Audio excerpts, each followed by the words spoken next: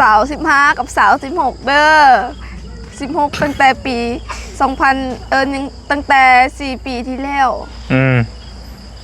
สนใจติดต่อมาบ่สนใจติดต่อมาได้เด้อน้องดอนโดยดอนหรือดอนดอนดอนเนาะจักปีแหละนาง15 ปีแม่เพิ่นเสียแล้วเด้ฮะแม่เพิ่นเสียแล้วแต่กี้หันแม่เพิ่นยังบ่ทันเสียเพิ่นก็มาอยู่นี่ดูแน่4 คนแล้วก็5 คนก็คอยรวมทั้งพ่อแม่มันเสียแล้วแม่เสียแล้วเนาะจะบอกกันนี่เนาะโอเคแม่เสียโดนแล้วบ่นางโดนแล้วปลูกข้าวเฮ็ดให้ติล่ะมีน้องจักคน4 คนจะเป็นลูกกกบ่กินข้าวแลงแล้วบ่ล่ะกินแล้วกินกับหยังกินกับมักกินกับมักยิ้มยามได้สิเอาผัวนางยามได้คนเอาแล้วบ่อยากได้แล้วบ่ลองเบิ่งดูอยากได้เลยบ่มีคนแต่ยามบ่มีไผเอาดอกบ่ว่าผู้งามปานนี้เนาะปอบเนาะค่าดองแพงกว่าจากบ่แม่บ่แพงคันมาสู่เพิ่นนี่ถือว่าอยู่เฮือนเพิ่นเลยค่าดองจักล้านล่ะขึ้นมาสู่บ่มีค่าดองจักล้านแต่มีแต่เฮ็ดเวียกนำกันก็พอบ่เอาค่าดองโอ้คือดีแท้อีลีไผสิตัวนะก็อีลีบ่นางอีลีคือจื้อแท้บ่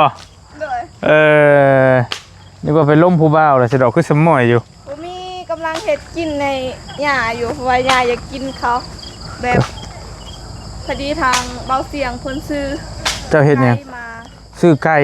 ไข่ไก่เฮ็ดแล้วบ่ยังกำลังไปเบิ่งไปเฮ็ดแนวใดคอยบ่ฮู้คือกันเขาสิตอกไข่แล้วก็เฮ็ดบ่เป็นคือกันตอกไข่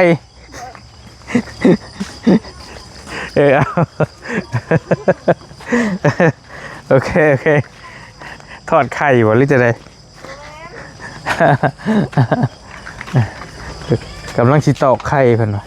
เอาลองเบิ่งฮะเอาลองเบิ่งเอาไม้ก็เสียงสิบ่ได้ยินมันคือหยังอันไข่มักพริกโดยตำมักพริกแค่ตำมักพริกเบิ่งน้องเพิ่นสิเฮ็ดไปประมาณใดโดยพี่น้องเอ้ย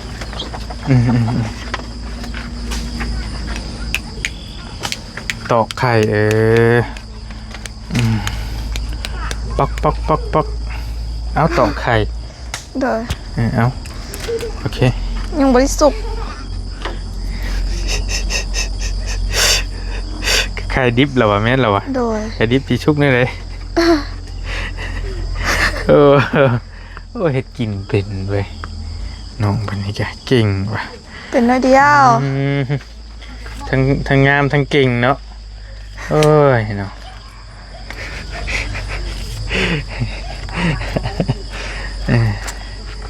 งามทั้งเก่งไผเด้วาสนาไผเด้สิได้เสียดายว่ามีคนเอาไอ้เบิ่งก่อนจะสิเฮ็ดไปประมาณใดคิดว่าไอ้บ่มาแล้วได้ทาบักโดนๆได้เนาะโอ้ยเว้าปากหวานดิเลยเจ้าน่ะโอเคปึ๊บจะได้ก็สิใส่อยู่ในไข่คือเก่าแล้วก็สินึ่งมันบ่เฮาหวดอ่ะเดี๋ยวไข่ทรงเครื่องบ่วะภาษาเพิ่นว่าโอเค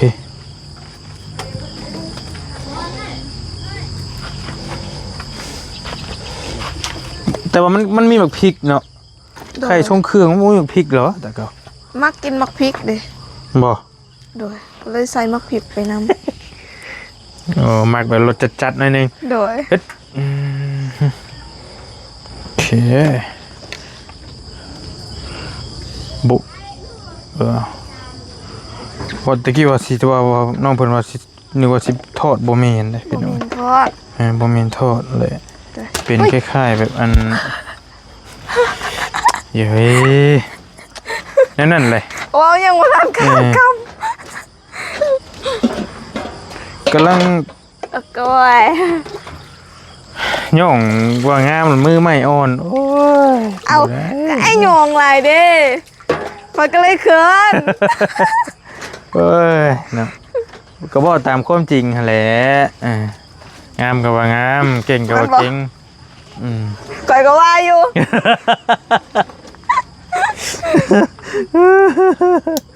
โย่แนวเว่าไปซะแหละขี้ไล่ก็ย่องบ่ลงคือกันแล้วอะ แม่นบ่แสดงบ่ข่อยงามเลยเอาจริงหยองลงแม่นบ่ เจ้า ข่อยงามเด้อ อย่ามือสั่นแค่นั้นแหละบ่สั่นแล้วหูอยู่ว่าตัวเองงาม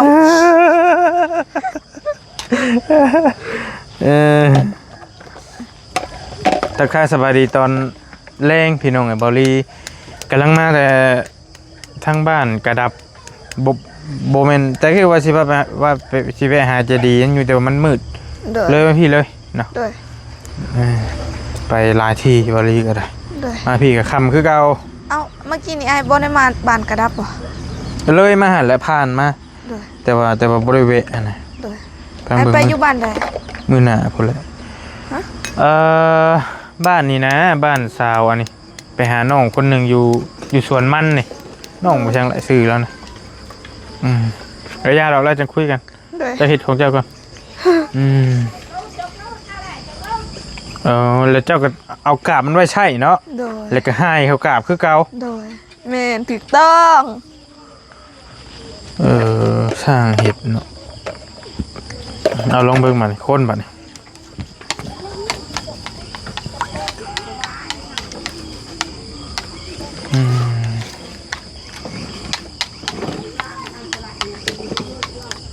ไข่มาจะใช้นี่แหละ ไข่เบาเสียงซื้อมาให้ต้องซื้อมาให้ประมาณแพ็คบ่เป็นแพ็คหนึงเลยบ่ เตะ โดย บางคนก็เอิ้นบางคนก็เอิ้นแพ็กบอลให้แล้วแต่เอา โดย เขาท่าเว้ยเอาคนเข้าไปหยวกเข้าไป โดย โดยคุณนะ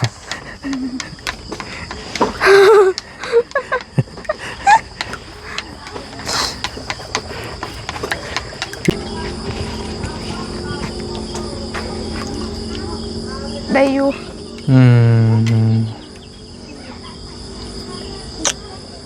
บ่ชิมเบิ่งก่อนบ่ชิมได้ดิบเนาะ โดยว่าเขาบ่มากินดิบเลย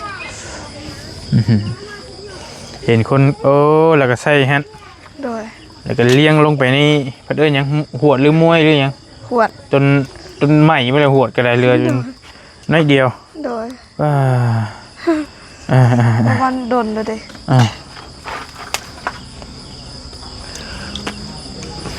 ไข่ช่งเครื่องล่ะเอ้ย แม่นบ่ ถ้าบ้านทางบ้านที่ดูฟังไทยซะ โดย เพิ่นเอิ้นมันอาจจะเอิ้นไข่ทรงเครื่องประมาณนี้ โดย แต่ว่าบ้านเฮาเอิ้นได้บ่ไข่ปรุงบ่แล้วแต่ผู้สิเอิ้นบ้านเจ้าเอิ้นเฮ็ดได้เอาแบบนี้ ข่อยบ่ฮู้คือกัน เคยเฮ็ดจักเทื่อแล้ว หลายเทื่อแล้ว แต่บ่ฮู้ชื่อมัน โดย แจ้วลองเบิ่ง ไปแล้ว สุดท้ายกลายเป็นคือเก่า โอเค อุตส่าห์มีคนมาย่องนำ ไอ้คือเห็นเซียวเจ้าเห็นทีมงานถ่ายก็ทึกอยู่ แม่น อยู่ใช่ฮะ อยู่เฮือนของเอื้อยเพิ่น อยู่เพื่อนของเอ้ยเพื่อน โดย มาจะใส่ฮะ มันจะบ้านพะนาง หากนมาอยู่ใส่เพื่อนเอ้ยเพื่อนโทรให้มานี่ได้บ่ ได้ โทรให้เพื่อนมาไปโทรให้มาดูบอกว่ามีคนอยากพบ เห็น คือว่าอิหยังกำพร้าพ่อกำพร้าแม่จักคนจักอย่างนี่แหละเห็นที่ กำพร้าพ่อกำพร้าแม่ กำพร้าแม่โดย มาโทรมาอันนี้คือโทรศัพท์ผู้สาวผู้บ่าวมาเห็นพ่ออยากเล่นอยู่แล้ว บอกค้างมันกระบีบได้ ถ้ามันค้างห่อนเขาดินดนๆนี่เห็น อันนี้เขาบไดดินมันกระบีบได้ปกติเขาบีบดนๆนี่บ่ได้แล้ว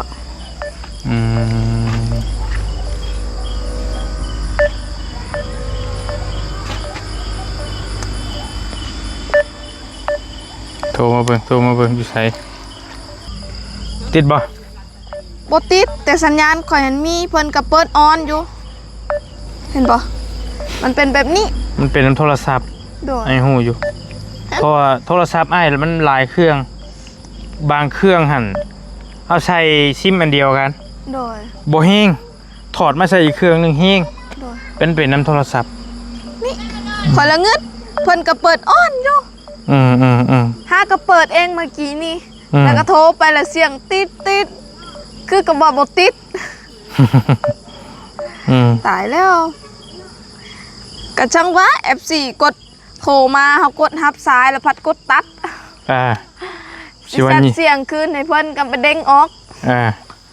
สิวันยิงแน่เนาะ โดยเพิ่นว่ายิงเพิ่นว่าเฮาขี้คุยแต่ที่จริงเฮาบ่ได้ขี้คุย F4 ฝั่งอ้ายก็มีถักมาบอกมันเป็นยังน้องป๊อบคือขี้คุยแท้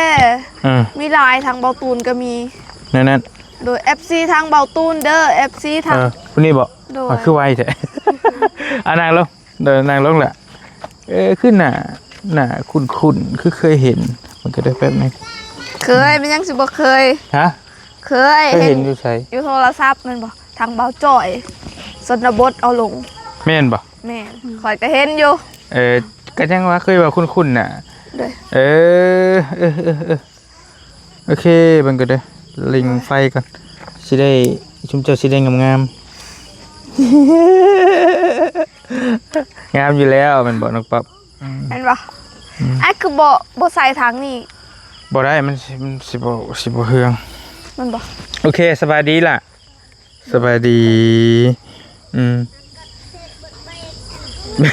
เบิ่งกันไอ้สิเริ่มถามแบบไรได้บัดนี้ซื้อนั่งก่อนบอล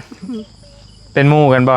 โดยแต่ว่าเป็นหมู่รุ่นน้องแฮงอันน่ะ15 ปีมีแต่หมู่รุ่นน้องเจ้าก็15บ่แม่นบ่ข่อย16โอ๊ยเมื่อยเลยโอเคให้รถไปก่อนแป๊บนึงน้าบ่าวจะบ่โดยสาว15กับสาว16เด้อ16ตั้งแต่ปี2000ยังตั้งแต่4 ปีที่แล้วสนใจติดต่อมาบ่สนใจติดต่อมาได้เด้อโอ้ยเลอะเทอะแล้วโอเคพ่อก่อนเบิ่งอาสิถามถามมึงชื่อหยังน้องเจ้าชื่อดอนน้องดอนดอนหรือดอนเนาะจักปีแหละนาง15 ปีหากเอายิ้มยังไงหากมานี่หากมามื้อนี่บ่มื้อแล้วแม่นมามื้อแรกโอเคแต่กี้อยู่บ้านใดนางบ้านตานางอยู่บ้านตานางโอ้ยอ้ายเข้าไปเรื่อยอยู่คือบ่เห็นเจ้าบ้านตานางโอเคจะมาหยังอันนี้มาอยู่บ้านเอื้อยนั่นแหละมาอยู่บ้านเอื้อยมาอยู่พี่เลยบ่มื้ออื่นสิเมื่อเอามาลิ่นบ่มาลิ่นซื่อโอเคมายามเพิ่นแล้วฮู้จักกันมาก่อนบ่น้องป๊อบบ่ฮู้จักกันถือว่าดนเติบแล้วเพราะว่าเอื้อยเพิ่นเอาผัวอยู่บ้านนี่เด้แล้วเพิ่นก็มาอยู่นี่แบบบางเทื่อก็เป็น2 3 4 เดือนพุ่นน่ะเอาแล้วรอบนี้คือมาไวไปไวแท้ล่ะมามื้อเดียวเพราะว่าแม่เพิ่นเสียแล้วเด้แม่เพิ่นเสียแล้วแต่กี้หันแม่เพิ่นยังบ่ทันเสียเพิ่นก็มาอยู่นี่ดูแน่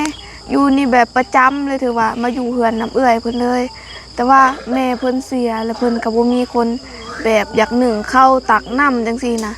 บ่มีคนเฮ็ดล่ะมีแต่พ่อผู้เดียวเห็นส่วนหลายผู้ชายล่ะบ่ค่อยเฮ็ดเวียกแบบนี้นะมีแต่ผู้หญิงล่ะเพิ่นก็เลยเมื่อแล้วมาอยู่ลำพอแล้วก็ พอได้หนึ่งข้าวตักน้ำให้พอแล้วก็เบิ่งน้องเพิ่นก็หลายคือกัน ไอ้บ่ได้ยินเสียงแล้วครับหาจะเอาไม้ใส่คอแล้วนี่หน่อยหนึงโอเคหล่นเลยได้เลยโอเคเบิ่งกันเด้อเพื่อนเจ้าใหญ่กว่านี้อยู่ติล่ะใหญ่กว่าเพื่อนน้องป๊อบอยู่บ่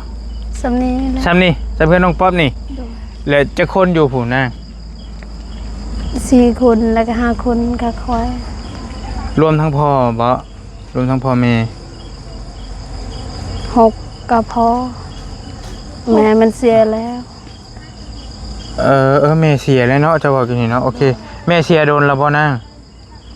ดนแล้ว จักเดือนจักปีแล้ว ตั้งเสร็จแล้วก็ซะ ตั้งแต่เดือน12พุ่น ตั้งแต่เดือน12อีหล่าก็ว่าลาวบ่เป็นไปได้แน่นะเบิ่งทรงนี่บ่เจ้าเฮ็ดหยังอยู่เฮือนนางเฮ็ดหยังอยู่บ้านตานาง เฮ็ด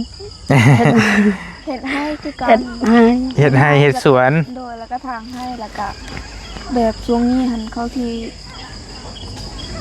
เขาสักเขา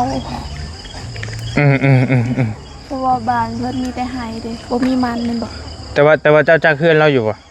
บ่จัก อยู่ เพราะ บ้า ว่าน ยังบ่เคยไปเด้ บ้านตานางตัวใดเด้ กำลังสองแต่คอยยังบ่ทันได้ไปเนี่ยเพราะว่าบ่มีรถบ่มีหยังดอก บ้านตานางบ้านแม่เฒ่าน้องเกพุ่นบ่แม่นบ่จักบ่นางเก โดย แม่นบ่อยู่พุ่นแม่นบ่ แต่มันไกล เพื่อนเจ้าหันได้ เวิลกี้ได้เนี่ย เฮ็ดเป็นเปล่า บ่แม่นบ้านตะนังอันนั้นตะนังหนึงอันนี้ตะนังสอง ยับไปอีกบ่ได้ยับลงมาพี่ ยามไป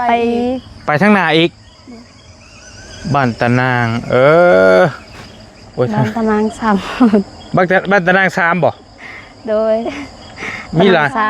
มีหลายตานางอีหลี ำตัวเกี่ไปลามตะนางน่ะ สามตะนางตะนาง ไม่ใช่ สาม ลืม บ่อ้ายก็ไปนะ2 3แม่ก็ไปไอ้ไปฮอดบ้านตอเฮือโห โดย บ้านตอเฮือไอ้ก็ไป โดย เคยไปฮอดพุ่นอยู่ปลูกข้าวเฮ็ดให้ติล่ะมีน้องจักคน 4 คน จะเป็นลูกกกบ่ บ่แม่นเป็นน้องกลาง น้องกลางมีอ้ายมีเอื้อย แม่น มีอ้ายหรือมีเอื้อย มีเอื้อยมีอายนำแต่อายเพิ่นเสียแล้ว อ้ายเสียเอื้อยเด้ เอื้อยยังอยู่ เอื้อยยังอยู่เอ่ อาย อ ที่ชนะล่ะ บ้า เอื้อยสองอายหนึ่งแล้วก็มีน้องอีก4คน อยู่ร่วมกันหั่นบ่ เดี๋ยวนี้อายจะยากแล้ว อืม เอื้อยเพิ่นเอาผัวไปแล้วแล้วก็อายเพิ่นก็เสียแล้ว เหลือแต่น้องบัดนี้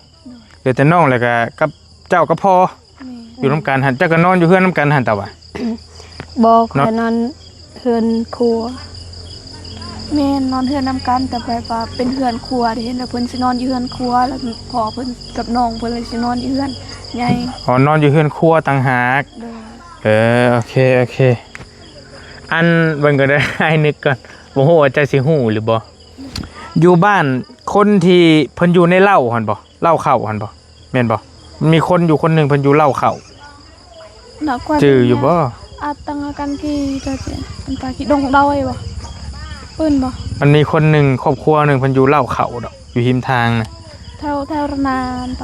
ดงกวยอามันระนามอาตังดงดอยดงนตะดอยดอกนูเจาะดอยกัดซางดิเด้ดงดอยดอกตังหา บ่จักเราบ่จักเนาะอย่าดอกบ่เป็นหยังเดี๋ยวอ้ายมีเวลาสิไปเยี่ยมเด้อมีโอกาสผ่านไปสิไปเยี่ยมคันได้เข้าไปว่ะสัญญาณมีบ่ สัญญาณก็บ่มีไฟฟ้าก็บ่มี และชิลมผู้บ่าวได้เคยบานแล้วจ้อยมีอยู่ต้องแบบเขาต้อง ขึ้นผู้แม่นบ่ล่ะขึ้นผู้เลย แม่น แม่น อืม ขึ้นผู้ล่ะเบิ่งบ่ได้แต่ก็ม่วนอยู่เห็นเพราะว่าหลายคนเด้ มวนสมมุติว่าอ้ายเอารูปเจ้าให้คนแถวนั้นเบิ่งนี่เขาเจ้าจักแม่นบ่จักเจ้าเนาะจักอยู่โอเคเพราะว่าก็ไปเรื่อยอยู่ให้ผ่านไปเรื่อยอยู่ไผไปถ่ายคลิปเจ้านี่นาง เบาจอย ทีมงานทางเบาจอย มีหลายค แต่ น เคยไป ไผอีกคู่มือนี่เพิ่นไปอยู่บ่ บ่ บ่ได้ไปแล้วคู่มือนี่บ่ได้มีไผไปถ่ายคลิปเจ้า บ่มี ทุกข์ยากบ่เฮือนเจ้านาง ทุกอย่าง ทุกข์ยากยังข้าวยังมีกินอยู่บ่ตอนนี้ มีเอื้อยซื้อให้ เอื้อยเจ้าซื้อให้ข้าวให้เจ้าน่ะเบิดแล้วแม่นบ่ เบิดเพราะว่ามันดนนะเด้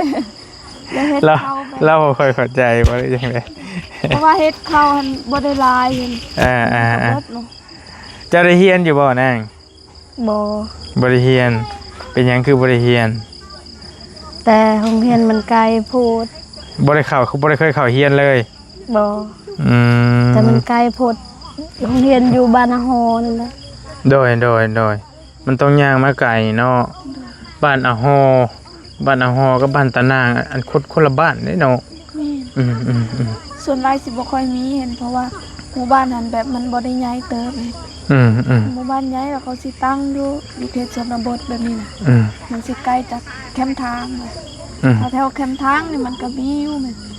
แต่ขนาดบ้านหันเดียวก็ยังบ่มีต้องย่างเขาไปเรียนบ้านไว้ โดยพี่น้องบริกะแต่ก็ทีมงานไปเรื่อยอยู่ไปแจกเครื่องแถวนั้นน่ะก็ไปประจำแต่ว่าเข้าไปหันพับแล้วเรียบร้อยแล้วเลยสัญญาณนี่ถือว่าบ่ได้เลย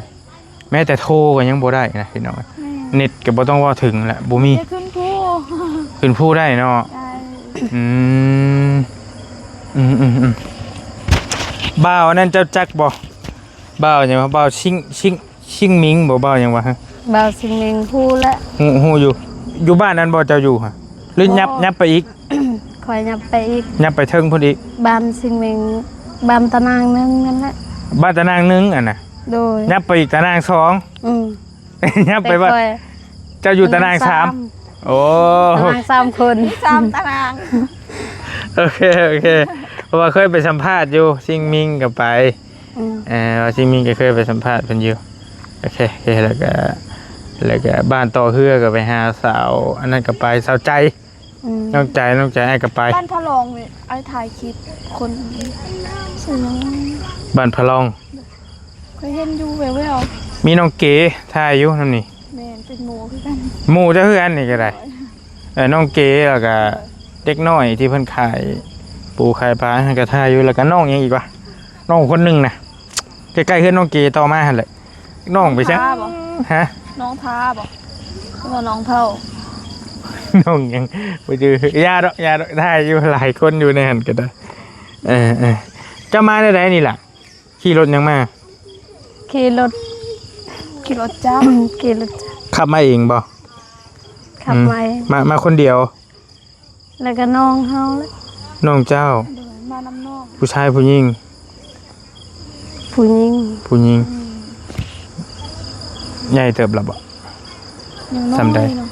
ยังน้อยๆเจ้าเป็นคนขับติ แม่นเพิ่นเป็นคน บ่ย่านบ่ ไกลเท่าไรเผื่อมาฮอดพี่ยังรถเจ้าเองบ่ล่ะรถเจ้าเองโอเคพี่น้องแม่เจ้าเป็นหยังเสียเป็นหยังเป็นโรคบ่เป็นโรคเป็นไข้หยังเสีย เป็นโรคมาโดนเติบแล้วถึงว่าเป็นโรคนิ้วบ่อันกัดนิ้ว เองปุ้ง เป็นโรค แล้วก็เจ็บอยู่ในท้องเป็นโรคนิ้วคือสิประมาณนั้น กินน้ำบ่สะอาด กับโดยกับ แม่นแหละประมาณนั้นแห แล้ ละ วก็ คน เจ็บมาแต่โดนแล้วแต่ว่าแม่เพิ่นนั้นแบบเป็นคนแบบบ่ค่อยเว้าเจ็บเล็กๆน้อยๆนี่ก็ถือว่าไปเฮ็ด อดเอา โดยอดเอาบ่มีคือเขาได้เฮ็ดมันต้องอดเอาแล้วก็บาดฮอดแล้วมันเป็นแห้งเจ็บแห้งดีแล้วเพิ่นจนทนบ่ไหวแล้วเพิ่นจึงให้หาหมอจังซี่นะมันก็บ่ได้แล้วเนาะ แต่พ่อก็บ่ได้เอาเมียใหม่ติล่ะอยู่น้ำจุ่มเจ้าเนาะก็ว่าก็ดนมาเทื่อนะเราก็ได้หาครบแต่หมู่เล็กน้อยเพิ่นนี่ก็ได้สิได้น้อยไปนำเขา ไม่ได้คอยกระเด็กน้อยคือกันหากับ16 ปี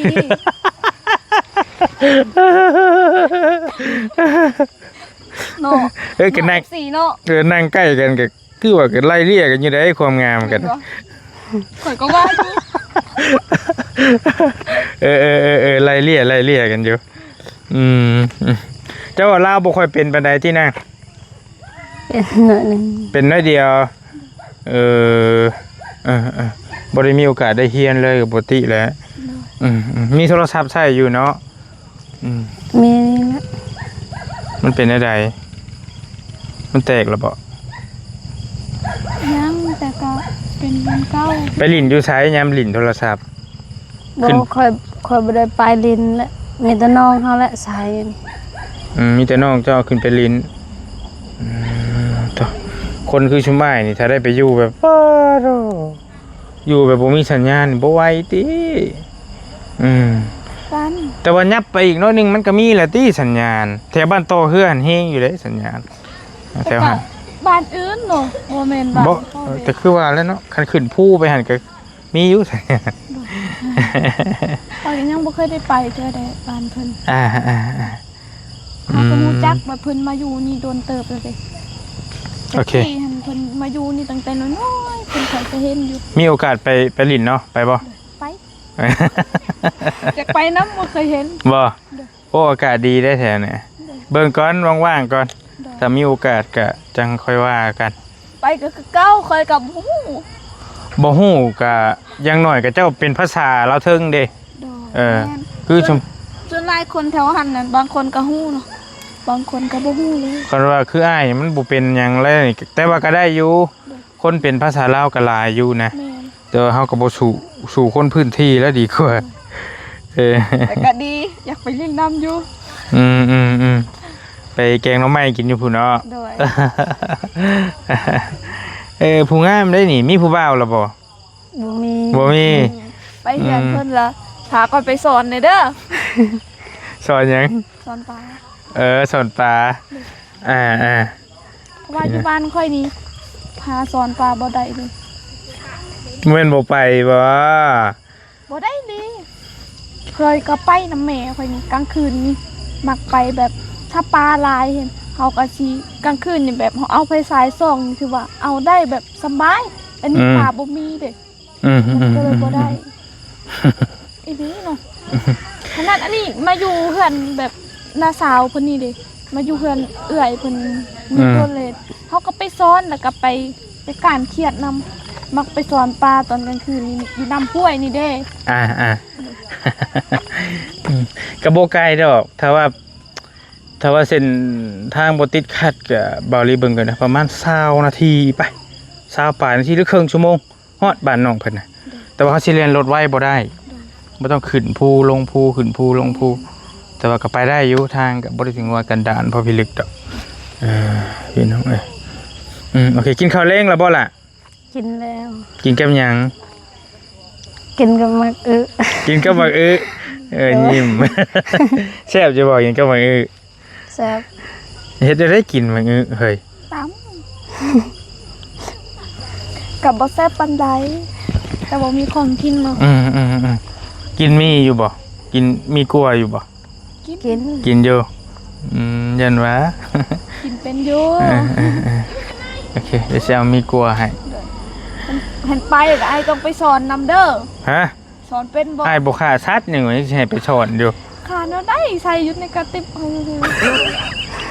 เป็นยังก็ โอ้ยกระติบ ใส่ของ ใส่อยู่ในเขาเอิ้นแนวใดเนาะ กะคล้องเหรอวะ มันบ่เขาคิดว่าเป็นกระติบ ไปสอนปลาหันใด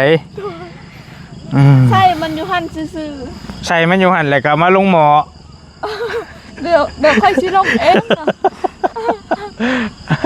กับบ่ได้บ่ ก็แล้วแต่ว่าไอ้ายบ่เฮ็ดเด้ พอดีไอ้สิรูปพร้อมอ้วนเลย ฮะก็จังหวะเบิ่งก่อนก็มักอยู่วิถีชีวิตธรรมชาติ โดย ก็อยากลองไป สัมผัสเบิ่ง ก็ไปเรื่อยแล้วมันไปสัมผัสออกไปเรื่อยอยู่ แม่นบ่ รู้จักอยู่แม่น แต่ค่อยยังบ่ได้ไป โอ้ยเนาะอยู่ใกล้ๆนี่ก็ได้ บ่มีรถเด้อยู่บ้านสกี้นี่ยังบ่มีเวลาไปเลย เวลาหมูแซดมา ถึกเลขก่อนที่ซื้อให้ ไปถึงไปเด้อ ถือจัก400 ล้านเด้อถึงหน่อยก็บ่ เลยซะ ถึงหน่อยก็บ่ซื้อให้คือเก่าเลยรถยังรถเจ้านางยังขี่ได้อยู่บ่รถพ่อเจ้าซื้อบ่ เอ้ยซื้อเอา เอื้อยเพิ่นซื้อมาให้ เอ้ยเจ้าซื้อให้ใจดีแท้เอ้ยก็ได้ เพราะว่าเพิ่นมาอยู่นี่เด้เพราะว่าเพิ่นมาเสียหญ้าซอยแล้วก็มาเฮ็ดสวนมันอยู่นี่นำเอื้อยเพิ่นเด้ มีผู้ใหญ่ใจดีช่วยยังอยู่บ่ครอบครัวชุบเจ้า บ่มี ยังบ่ทันมีบ่าวนี่เพิ่นไปถ่ายเรื่อยบ่จอย บ่แม่น จักเทื่อเพิ่นไปถ่าย บ่มี เรายังถ่ายเรื่อย เอ้า บ่าวยังก็บ่จอยล่ะวะ ตารางกับมือ เป็นอีกผู้หนึง เป็นอีกผู้หนึง ไอ้บอกเมื่อกี้ บ่จอยท่าแต่เด้อดอกบ้านเจ้าแต่มันไทย ไอ้ ก็ ยอ บ่ ดจอยประมาณ2-3เทื่อเขาเห็นอยู่เบายังไอ้เบาหมู่เบาจอยน่ะ คนไทยบ่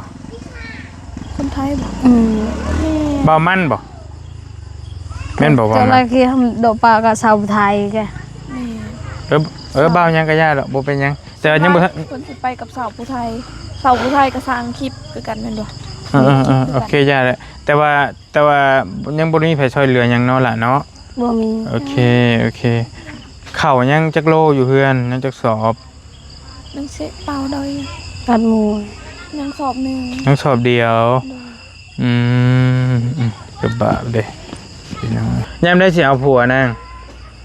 ยามใดคนเอา ให้น้องมาตอบกันไหมไว้ยามได้สิเอาผัวล่ะอยากได้หรือบ่อยากได้หรือบ่ ตอบเราเบิ่งดู อยากได้เลย บ่มีคนแต่ยันบ่มีไผเอาดอก บ่ว่าเอ้ยผู้งามปานนี้เนาะป๊อบเนาะค่าดองแพงกว่าจาก บ่แม่ บ่แพงกันมาสู่เพิ่นนี่ถือว่าอยู่เหือนเพิ่นเลย ค่าดองจักล้านล่ะ ขึ้นมาสู่บ่มีขาดอง เอ้ยเราบ่ทันเว้าโอ้ยเด้อเออ เอาตอบอ้ายเพิ่นแน่ จักล้าน แต่มีแต่เฮ็ดเวียกนำกันก็พอ บ่เอาค่าดอง โอ้คือดีแท้เออ อีหลีไผสิตัวนะ พ่ออีหลีบ่นาง อีหลี แค่นั้นเป็นคนดุมันบ่มาเฮ็ดเวียกนํกันเขาต้องมาอยู่น้ำเจ้าบ่หรือเจ้าไปอยู่น้ ต้องอยู่เฮ็ดเวียกนำกันนำคอยก็พอ ำเอาสมมุติว่าไอ้มีน้องชายใช่น้องชายอยากมาแต่งมาอยู่บ้านน้ำเมื่อบ่ได้อีกบ้าน สิเมื่อบ่นำไปจู้ สมมุติซื่อๆยังบ่ทันเป็นเรื่องจริง ตายค่ะโอ้ยอยาก ว่าอยาก เลย เอ้ยกินนี่ยังว่าไปอยู่อืม คิดฮอดพ่อบ่มีคนเลี้ยงพ่อบ่นายปกติคนเราวเทิงต้องผู้หญิงต้องมาอยู่น้ำเฮือนผัวแต่ว่า ต้องมาอยู่แต่น้องเพิ่นยังน้อยเลยเนาะ น้อยก็ย้ายมาเลี้ยงเอา ไปอยู่ซะ ว่าหยอก ไปอยู่ซะ พี่น้องยังบ่พาเอาก็อย่าป๊อบเราก็ยังบ่ทันได้เอาอยู่ ก็ยังบ่ทัน อย่าพาแย่งซีนเราแม่นเป็นความอยู่จังได๋ล่ะเจ้าเอาก้อนมีลูกล่ะโอ้ยเขาสิว่าข่อยเป็นสาวที่ขึ้นคานแล้วได้เนาะ เห็นไหนป๊อบเรายังบ่ได้เอาจักหน่อยก่อนใจเย็น ใจเย็นๆถ้าให้เอื้อยเอาก่อนจังหน่อยเอื้อยแล้วสิบ่มีไผเอาแล้วได้ ตกกระป๋องเลยติบ่เฮิงดอกอันนี้ก็ได้ ยัง16ปีตกกระป๋องแล้วได้เนาะ FC เนาะ บ่พี่ลึกเว้ย ให้แม่บอกว่าค่อยตกกระป๋องไอ้สุฟอง FC แล้วได้ยังว่าตกกระป๋อง ก็ว่าไปซั่นแหละยังผู้งามอยู่เนาะ อืม ผมมีคุณย่องแล้วก็ย่องตัวเอง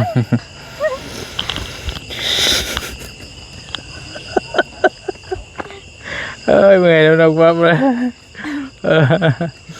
ปืนเมื่อที่นั่ง เมื่อ ตอนจักโมง 8 โมง โอ้เมื่อแต่เช้าพวกยังบ่ทันตื่นซ้ำ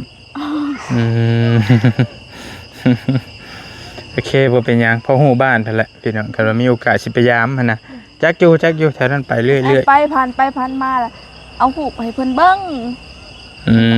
ๆจักบ่ยากบ่ใช่ปัญหา ใช่ พี่น้องเบิ่งกันเด้อไอ้นึกภาพก่อนอยู่เล้า แล้วเขา อยู่เรามีคนอยู่เราเขาอยู่ในหันนะตัวบ้านชิงมิงเนาะเพิ่นก็จักอยู่ก็เลยไปหันก็ฮู้ละสำนักก็ได้ฮู้เรื่องละเลยไปทางหน้าหัน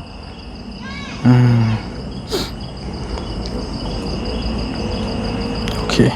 ไปสมควรแก่เวลายันว่าชุมเจ้ามันดึกแล้วเด้ 8:00 นแล้วพี่น้องเอ้ยบอลี่ก็สิขอโตวก่อนยังบ่ได้อาบน้ำแม่นบ่ มีบ่อาบน้ำบ่เลย บ่อาบเลยบ่อาบแล้วบ่ล่ะเจ้า ยัง ตายครับ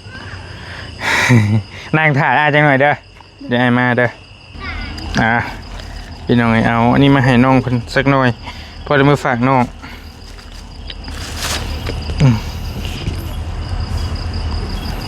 ล่ะ ขอบใจกัน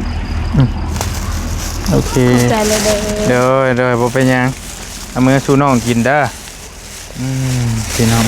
เกิดเดือนใดฮอด16บ่ชื่อครับชื่ออยู่บ่ เจอกัน ยามได้16 ปีเดือนได้16 ปีบ่จักซั่นแต่ก็ซูซีกันกับน้องป๊อปก็ได้เบิ่งก็คือไล่เลี่ยกันพี่น้องเนาะนั่งใกล้กันก็ได้ แต่ว่าเผาแล้ว งามทำการงามคนละแบบโอเคเด้ออยู่ดีมีแห้งมีโอกาสสิไปยามเด้อ คอยไอ้ที่มีแห้งเด้อไอ้สิเมื่อเราบ่ เมื่อแล้ว โดยคอยไอ้เดินทางปลอดภัยเด้อ ขอบใจหลายเด้อ โดยขอบใจหลายๆคันมีโอกาสสิพาน้องป๊อปไปยามพี่น้องเอ้ยไปสอนปลาบ่ไปสอนกุ้งมีบ่กุ้ง มีกุ้งบ่ มีปลาแล้วก็ห้อย มีปลาก็มีหอย แม่นห้อยตัวน้อยๆบักลาย โอ้ของมักไอ้ได้ให้กินอยู่ ๆเดี๋ยวไปหาให้ดู เดี๋ยวนั่นบ่โอ้ยดี หอย แท้ หอยกวาง โอ้หอยกล้วยแห้งแซ่บแต่ว่าโอ้ยเนาะบ่เอานะบ่เอา เอาเนื้อได้จับกล้องสิไปหาให้ บ่เจ้าสิเป็นคนหาสิเป็นคนต้มให้สิบ่ จะน้อยไอ้ก็บอกไอ้ขาบ่ได้อีก อ๋อมันติดกับเม็ดเล็กมันเป็นเม็ดเล็กโอเคมันติดกับอันนี้เราโอเคคุยกันเด้อซุมเจ้าเด้อให้ไปป้าก่อนบ๊ายบาย โอเคไปพี่น้องเอ้ยใส่ยังบ่เห็นหนหน้าเดี๋ยว AI สิจับได้อีกไปขอตัวเดินทางก่อนพอดีมายามน้องป๊อปแล้วก็ได้มาคุยน้ำน้องสาวเพิ่นเนาะน้องดอนเพิ่นก็เป็นสาวกำพร้าพ่อก็ผู้จบผู้งามได้อีหลาเพิ่นก็ได้แล้วก็มาคุยถามไทยคุยหยอกกับคุยหลินคุยหัวกับน้องเพิ่นนี่แหละเนี่ยได้ก็จังฝากติดตามน้องเพิ่นถ้าบ่ได้มีโอกาสมีเวลาล่ะสิพยายามเนาะน้องเพิ่นอยู่เฮือนสวัสดีเด้อพี่น้องบ๊ายบายโดย